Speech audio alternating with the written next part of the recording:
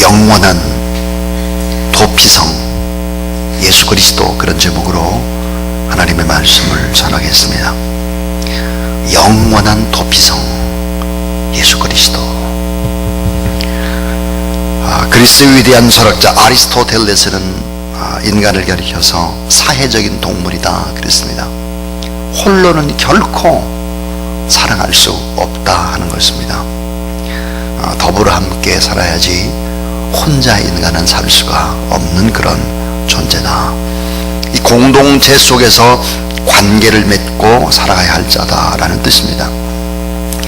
여러분이 더불어 함께 살아갈 때 예기치 않았던 많은 아픔들을 겪을 수밖에 없습니다. 오해하기도 하고, 오해당하고, 모함도 당하기도 하고, 억울한 일로 감정이 폭발하기도 합니다. 그래서 수치심을 느끼기도 하고, 분노하다가 또 인간과의 관계, 이런 관계가 피해 보복으로 갈 때가 있는 것이죠. 자, 이러한 문제, 인간이 가지고 있는 인간 존중의 제도가 깨어지고 어려움이 있을 때 어떻게 해야 될까 하는 것입니다. 하나님 그 구약시대에 인간이 인간을 학대하고 모독하고 살인 저주하는 문제를 해결하기 위해서 두 가지의 제도를 만들어 주었습니다. 그 하나가 뭐냐면 희년과 안식년의 제도였습니다. 자, 인간 존중의 제도, 안식년과 희년입니다. 세습 노예 제도의 폐지 정책이다, 이렇게 말할 수 있겠습니다. 어느 민족이든지 전쟁의 포로들은 노예로 전락을 하죠. 그리고 자자손손이 계속해서 노예의 자손으로 노예가 계속해서 세습되었습니다. 하나님의 형상대로 창조된 인간에게 노예의 굴레가 계속되는 것입니다. 자, 전쟁의 포로가 되었다든지 아니면 많은 빚을 지고 빚더미 속에서 결국은 자녀를 노예로 준다든지 이런 일들이 있었던 것이죠. 근데 딱 6년 동안만 노예로 살고 7년 때 안식년 될 때는 노예를 풀어주라고 하는 것이 바로 안식년의 제도였습니다. 그리고 또 이 채무의 올무에서 해방을 받도록 하는 것이 바로 안식년 제도입니다. 자, 6년 지나 7년에 한 번씩 안식년을 하게 되면 그것이 7번째 지나게 되면 49년이 되고 50년째가 뭐냐면 희년입니다. 자, 이 희년에는 다 노예 해방뿐만 아니라 고향으로 돌아가게 되고, 그리고 땅이 없는 사람들도 다 다시 땅을 분배해가지고 땅을 받게 되는 것이고, 다시 해방과 함께 아름다운 삶을 시작할 수 있는 것이 바로 희년과 안식년 제도였다 하는 것입니다. 또 하나, 인간 존중의 제도 가운데 하나가 오늘 본문에서 이야기하고 있는 도피성의 제도입니다. 이 도피성. 자, 고의가 아닌 일로 살인 사건이 일어났습니다. 선한 마음을 가지고 시작했는데 부지부식간 또 잘못돼 가지고 목숨을 잃어버리고, 목숨을 잃은 그 가족들은 또 피해 보복을 하려고 하는 이런 일들이 생겨난다 하는 것이죠. 그래서 이 생명을 보호해주는 이 도피성의 제도를 두게 됩니다. 오늘 이 본문은 참 중요한 본문입니다. 자, 이 본문을 잘 이해한다고 하는 것은 구약 성경을 꿰뚫는 것입니다. 근데 이게 도피성의 제도라고 하는 것이 민수기에도 나오고 여호수아에도 나오고 레위기에도 나오고 막 섞여 있어요. 이게 이것을 한 가지로 쭉 다 꿰뚫는 것이 너무 중요한 것이죠. 성경을 그냥 한발적으로 읽어가지고는 이 제도가 어떤 제도인 것을 잘 모릅니다. 정리가 되어 있질 않아요. 이게 신학적인 의미는 뭘까 하는 것도 잘 모르고 신앙생활을 하는 경우가 대부분입니다. 저는 한국교회의 여러 가지 문제 가운데 하나가 이런 진리들이 제대로 해석되지 않고 이 진리들이 제대로 이해되지 않아서 사람들이 실수하는 경우들이 너무 많다고 그렇게 생각을 합니다. 도피성의 문제도 마찬가지입니다. 예를 들어 보겠습니다. 집 없는 토굴 속에 사는 아저씨 한 분이 계셨습니다.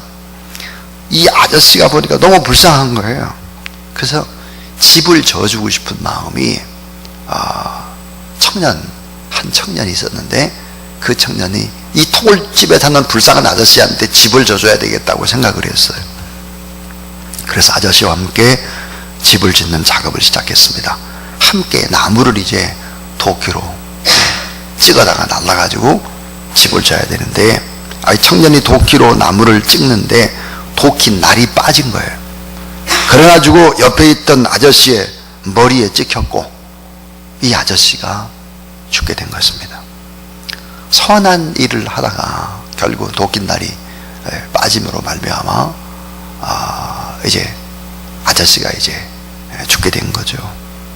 자, 이 아저씨의 가족들, 이런 가족들이 결국은 이 청년을 죽일 수도 있고 피해 보복을 할 수도 있죠. 억울하게 선한 일을 하다 오해로 이렇게 피해 보복이 있을 수 있다 하는 것이죠. 이 위기의 순간에 바로 도피성으로 피난을 해서 생명을 보호하라 하는 것이 바로 이제 도피성의 제도입니다. 예를 들면 이런 제도예요. 자, 그래서 오늘 이 본문 속에는 아주 중요한 진리 6개가 이렇게 소개가 됩니다. 이 6가지를 잘 아시면 참 좋겠다 하는 것입니다. 그 첫 번째 도피성의 원리입니다. 따라하세요. 도피성은 항상 열려있다. 예. 이 도피성은 언제 어디서나 우발적인 사고가 날 수 있기 때문에 24시간 도피성의 문을 열어놓습니다. 이 도피성에서 빨리빨리 들어올 수 있도록 이 도피성의 문을 24시간 열어놓고 있고, 그리고는 장애물들을 제거하고 이 도피성으로 빨리 피할 수 있는 이런 피난처 같은 것들을 제공하는 것이 바로 도피성입니다. 그 다음에 두 번째 원리입니다. 도피성은 어디에서든지 빨리 도달할 수 있었다 하는 것입니다. 빨리 도달할 수 있었다 하는 거예요. 자, 한번 여러분 이런 생각을 하셔야 돼요. 이스라엘 땅, 이때 당시에 이스라엘 땅 전체의 크기가 경상도 정도의 크기입니다. 경상도.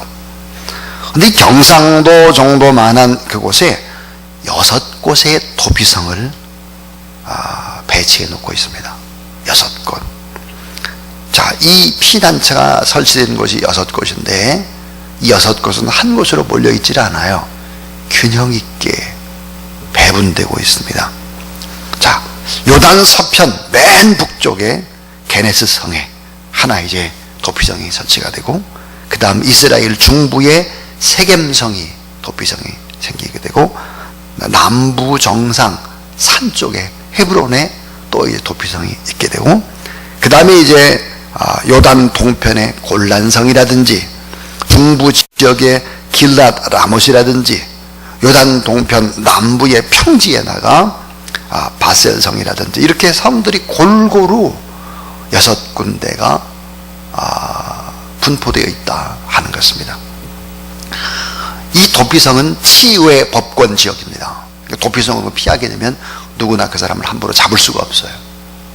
보호해주고 있는 것입니다. 이 세 번째 이 도피성 제도의 원리가 뭐냐면, 따라해 주세요. 누구나 다 갈 수 있다. 누구나 다 갈 수 있다는 거예요. 이 도피성은 유대인만 가는 것이 아닙니다. 오늘 본문에 보니까 이방인들도 갔다는 거예요. 어떤 족속에 차별이 있을 수가 없었다 하는 것입니다. 이방인에게도 개방을 한 것입니다. 누구나 다 억울한 자는 올 수 있었다 하는 것이죠. 자, 이 민수기에 보면은 누구나 쉽게 빨리 이 도피성으로 빨리빨리 도피할 수 있도록 민수기에 보면 봄이 됩니다. 이 봄이 오게 되면은 이스라엘의 모든 남자들이 1년에 한 번씩 전부 다 동원이 됩니다. 그래가지고 보니까 빗자루라든지 꽃갱이라든지 삽을 들고는 길을 냅니다. 다시 말하면 이 도피성으로 빨리 들어갈 수 있는 길을 다 정비하는 거예요. 왜냐하면 도망을 치다가 이렇게 걸려가지고 넘어져가지고 도피를 못해서 붙잡힌다든지 그렇지 않도록 길을 다 닦는 일을 하는 거예요.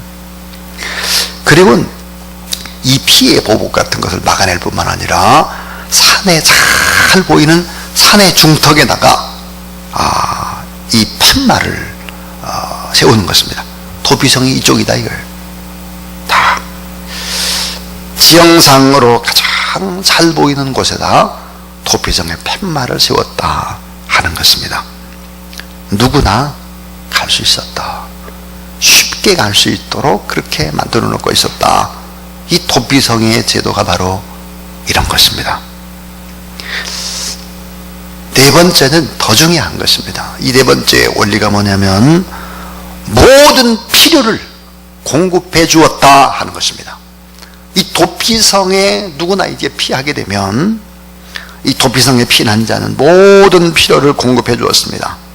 그래서 먹을 양식이라든지 잠자리라든지 물이라든지 이런 걸 다 제공을 해줬다 하는 거예요. 그래서 이 대제사장과 주민들이 모든 필요를 그 도피성 안에 있는 동안에는 공급해 주었다 하는 것입니다. 참 놀라운 일입니다. 이런 제도가 시행이 됐다라고 하는 것이 놀라운 일이죠. 그 다음에 여러분, 이 다섯 번째는 무죄로 판결한 후에는 당당히 나올 수 있었다는 거예요.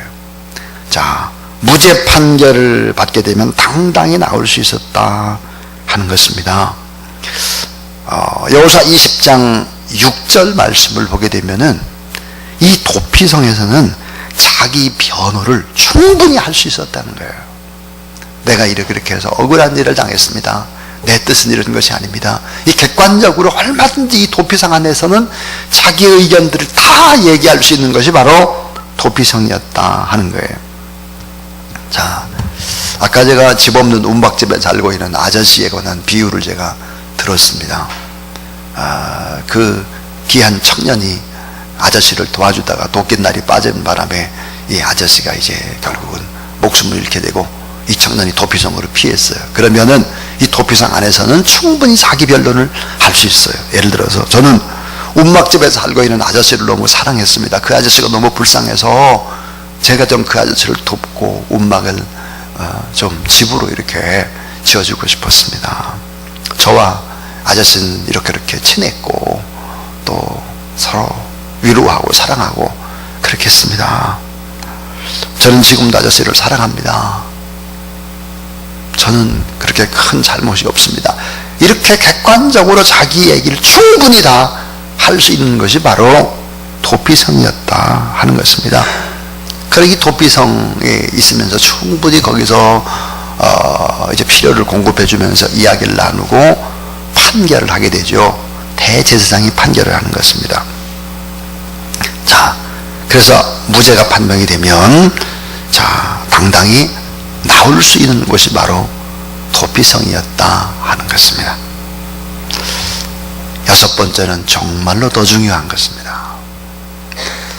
자, 대제사장의 죽음으로 방면이 된다 하는 거예요.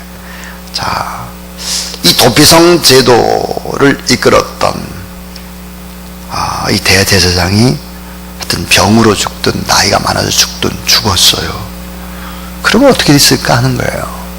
대제사장이 죽게 되면 당시 현직 대제사장이 별세를 하면 죄가 있고 없고 상관없이 그 도피성 안에 피해 있는 사람이 죄가 있고 없고 상관없이 도피성에 있는 모든 자들은 다 방면이 됐습니다. 무죄 선고였어요.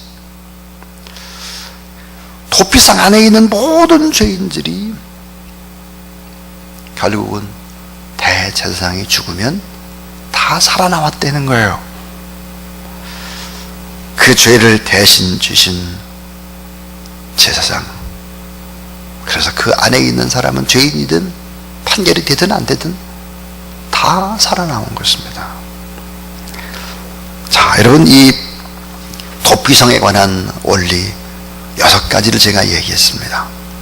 도피성은 항상 24시간 열려 있었다. 어느 곳에든지 빨리 도달할 수 있도록 6곳의 도피성이 골고루 다 세워져 있었다. 누구나 다 갈 수 있었고,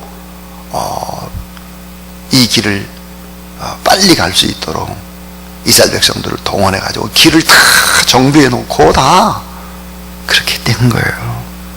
그리고 이 안에 들어온 모든 필요를 다 공급해 줬다 하는 것입니다. 먹을 양식이나 잠자리나 물이나 최소한의 필요를 다 할 수 있도록 이렇게 피난처가 된 것이죠. 무죄 판결 후에는 당당히 걸어 나올 수 있었다. 이곳에서 뿐만 아니라 대제사장이 죽게 되면 죄가 있고 없고 상관없이 그냥 다 방면이 됐다 하는 것입니다. 여러분, 이것은 무엇을 얘기할까요? 바로 도피성, 그분이 바로 예수 그리스도라는 사실을 여러분 믿으시기를 바랍니다. 우리가 예수 그리스도를 구주로 영접할 때 죄의 용서함을 받을 뿐만 아니라 하나님의 자녀가 된다. 왜? 대제사장이 된 그분이 나의 죄를 다 대신 지고 나를 위해 죽으셨기 때문에 다 대제사장의 죽음, 그와 함께 다 자유인이 되고 방면이 됐다 하는 것입니다.